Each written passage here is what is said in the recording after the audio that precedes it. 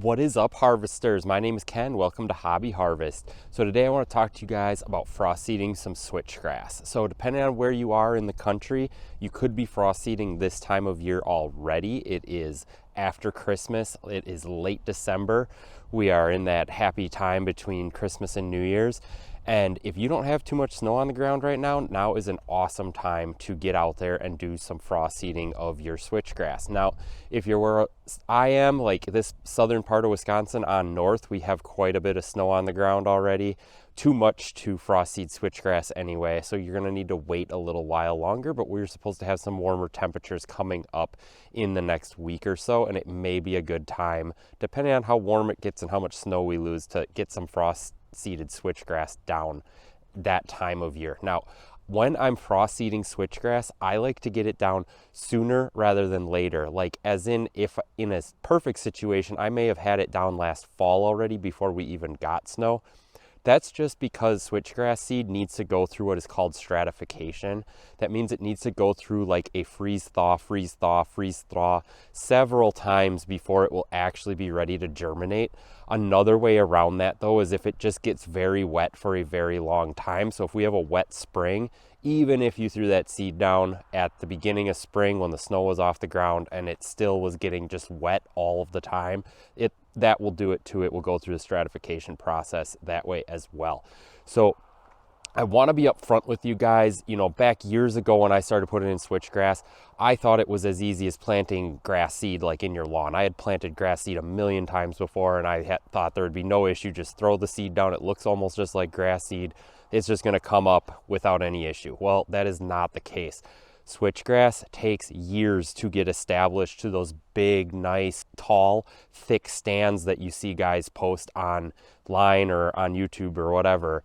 And I want to tell you guys each step you have to take in order to make that happen on your property. And like I said, it's going to take a couple years to get it to look like those nice, lush stands of switchgrass. So first off, what you need to do is make sure you're seeding into something where it's going to have contact with the soil. So middle of winter, I know it's kind of rough if you want to plant switchgrass where you had something planted last year where there's just other native vegetation growing. I may still seed into that, but you guys are going to have a lot more work than if you have something that was exposed dirt coming into the winter that you want to frost seed into. So ideally you need, I would say, somewhere around 50% exposed soil when you like just look at it in the spring once the snow and ice are melted away.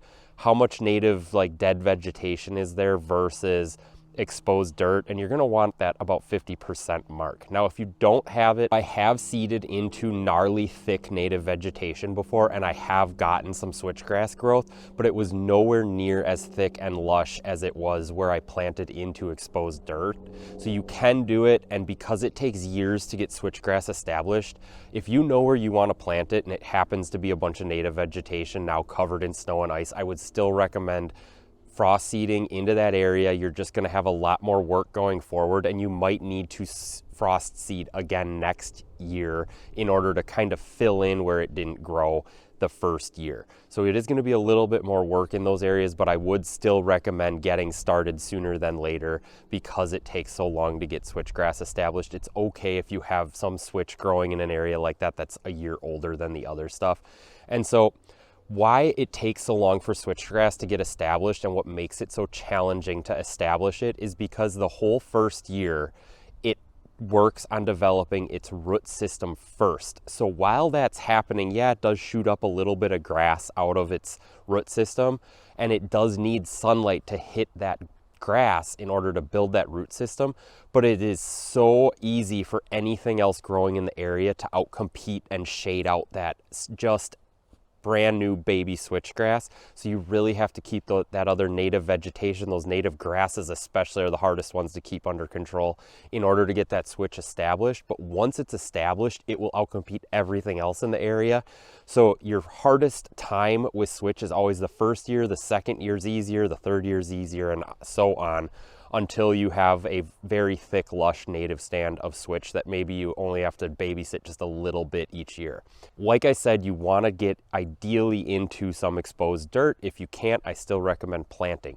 Now, we need to get into what happens then. So When you're frost seeding though, like I said, either wait for the snow to melt or wait till there's very little snow and ice left on the ground, because you don't want to throw that seed down on top of, say, a foot plus of snow.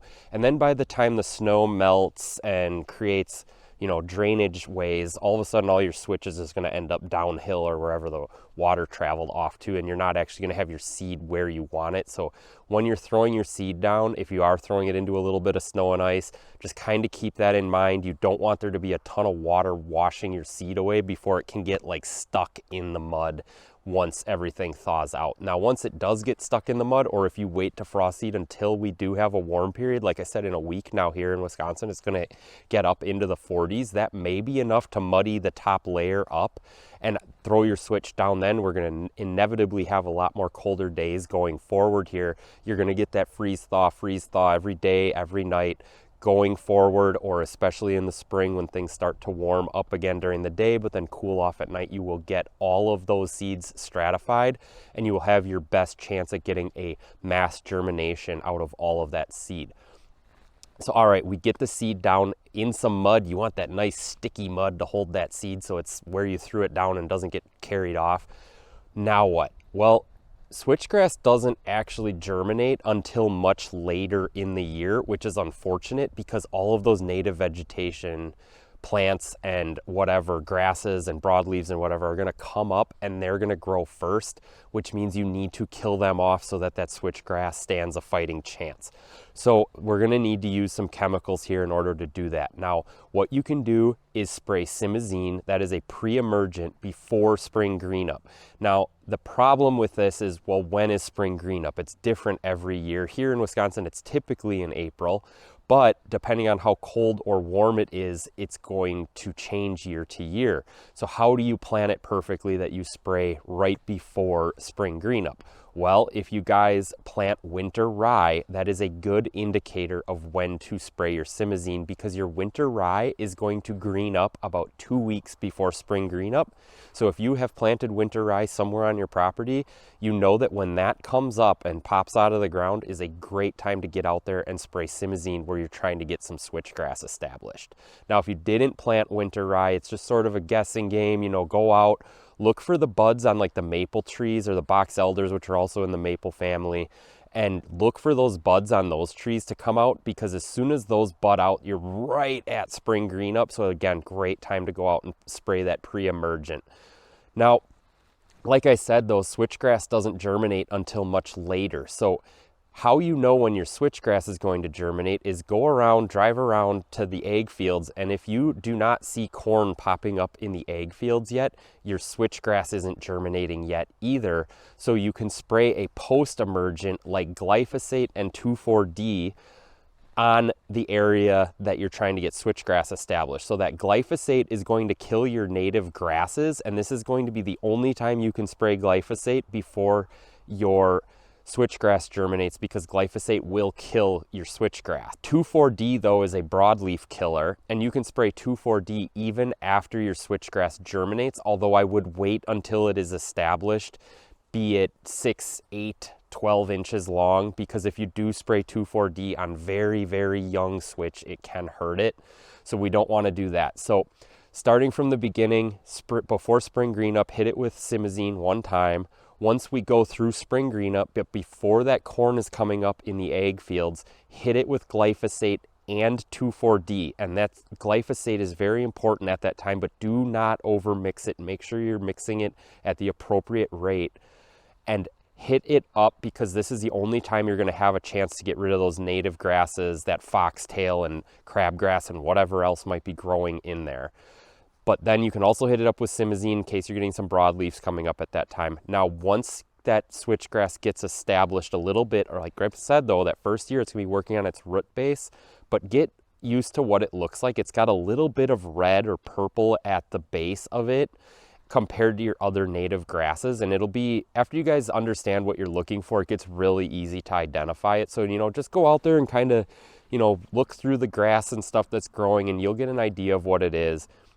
It's got a gnarly root base that really grabs into the dirt, and that's how you're able to get such a big, thick, lush stand out of just one little seed that germinated. So when you're out there and you're looking for it, you figure out what you're looking for. You want that switch to be a few inches tall before you hit it with 2,4-D. Now that 2,4-D is going to knock out all of your broadleaf. So what I have competition with here in like southeastern Wisconsin is like burdocks. Now those are like huge broadleaves and they can really shade out your young switch very well. So you can spray 2,4-D on grass, you can spray it in your lawn, you can spray it on switchgrass, and it'll kill all of the broadleaves without harming the grass. But like I said, I do not recommend spraying it on young switch because it won't kill it, but it can stunt it.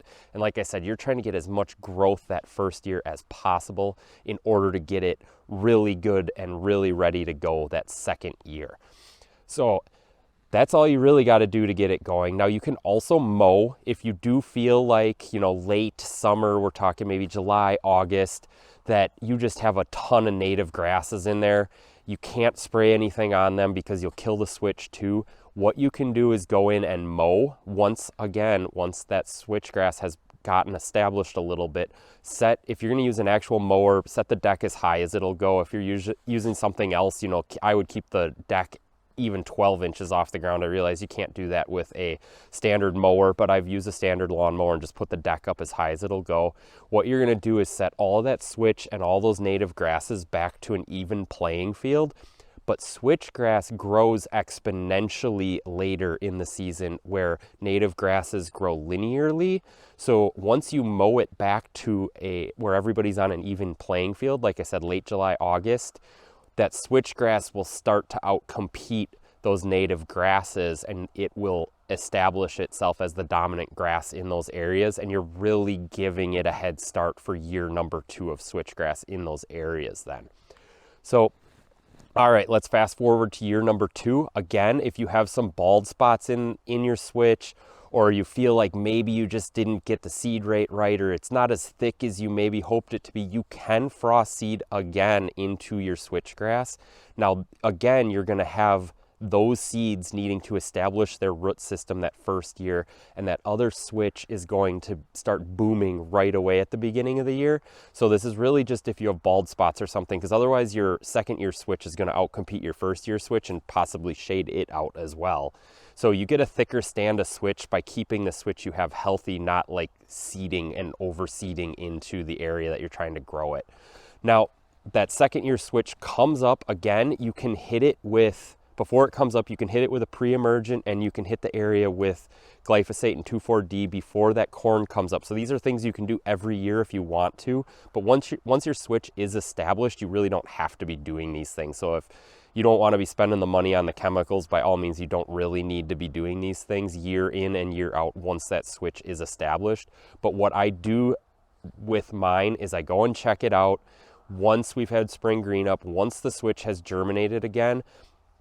And the switch you have, I guess I should rewind here. If you guys don't know what switch looks like and you're not sure if you actually had switch come up or whatever, switchgrass is super easy to identify in the winter because it's the only grass that's still standing up. It's very like tan in color. It'll have, like I said, that gnarly root base. It'll stay standing all winter unless it gets hit with like a heavy wet snow. That'll lay it down, but like it'll actually pop itself back up after a while after it's been laid down by heavy wet snow, after that snow kind of works its way off of it. But you'll be able to tell what switch you have and what switch you don't. And so when you come into spring, when that second year switch starts sprouting out of it, it'll kind of come out of the top and it'll lay that last year switch down flat to the ground, which does help prevent other things from growing because it kind of creates like a mat on the ground, and then that new switch will start sprouting right up out of the middle of that old stalk. So you really want to, take care of those. Try not to like run over them with like a four-wheeler or something, keep that as like pristine on your land as you can, because it is so hard to get that kind of stuff established. Now, I like to take a look at it once it gets going, or maybe May, June, even July. I like to take a look at it. I like to see, do I have a lot of broadleaves in it? And every once in a while, yeah, you're going to get some broadleaves in there, especially on the edges or whatever. So then I go in there and I hit it up with some more 2,4-D. I pretty much just spot spray with like a backpack sprayer, a hand sprayer, just to hit up those broadleaves, just to make sure I have just a pure stand to switch. And so like I was telling you guys earlier, if you don't have exposed soil, I have seeded into those areas, but those areas I have to use a lot more chemicals to kind of like fight the competition as compared to the areas where I had exposed soil. But those areas, after years of doing it and keeping those broadleaves out of there, I've gotten it where those are a really good stand to switch as well. So like I said, it's better to get started than to wait a year to get exposed soil. It's just going to be more work to get it established. So that's all you got to do year after year. Just babysit it a little bit, check it out, see if it needs some 2,4-D to get those broadleaves out of there. They're the ones that are really going to hurt it because like I said, I have burdocks here, so those leaves just like cover up so much area. But once it's established, it just pushes everything else out of the area and you have a nice stand to switch. You have that nice screening on the edge of your food plots. It is awesome for places where like maybe a big open field area or just that first layer of edging before you get off of places like your food plots, or if you're trying to screen things like your hunter ingress or egress. My food plots are all set up with like food plots, switchgrass on the edges of them, shrubs, and then like trees like box elders and whatever as you head off into the woods. I like to have like a bowl kind of look from the bottom of the food plot up a little higher, a little higher, a little higher as you go off. And that's that like feathered edge or transitioned edge that comes into the food plots. And that in combination with all of those together really keeps those food plots screened, makes the deer feel really safe and secure while they're on them. And it's really awesome for other animals too. So like when I walk around where all my switchgrass is, it is just loaded with rabbit tracks in the snow this time of year. All sorts of other critters are always in there, possums, raccoons. I got a beaver I'm dealing with right now. He's over on the edge by the switchgrass on the one side because there is a creek over there, so I'm gonna have to make sure he doesn't flood me out. He hasn't really been building anything so far over there, but just something I got to keep an eye on. But you get all sorts of critters when you do this, all sorts of birds and stuff in there too. It's great for upland game birds also.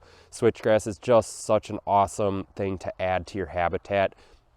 It increases the overall value of the property, not just for your deer herd, but for all of the critters out there. So I highly recommend putting it in, using it as screening for both your food sources and for your hunter ingress and egress. And if you guys have any questions, leave them down in the comments and I'll catch you guys on the next one.